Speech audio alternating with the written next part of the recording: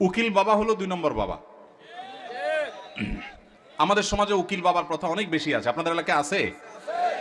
এটা হলো 2 নম্বর বাবা, নকল বাবা। নকল, এই নকল বাবা হওয়াও জায়েজ নাই, এই নকল বাবা বানানো জায়েজ নাই।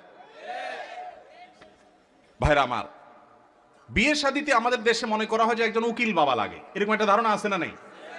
মেয়ের ইজিন আনার জন্য গায়রে মাহরাম একজন উকিল বাবা হয়, অনেক সময় যায় অনুমতি আনে। এইভাবে উকিল বাবা বানানো পরিষ্কারভাবে হারাম, পরিষ্কারভাবে। মুরব্বীরা ভালো করে শুনে রাখেন, যারা যারা উকিল বাবা আছেন এই বাবাগিরি ছেড়ে দেন। বাংলাদেশে বাবার কোনো শেষ নাই। খাজা বাবা, উকিল বাবা, ন্যাংটা বাবা, কত বাবা আছে।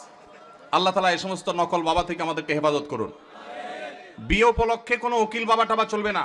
নিজের বাবা বেঁচে থাকলে সেই বাবা তিনি নিজে নিজের সন্তানের বিয়ে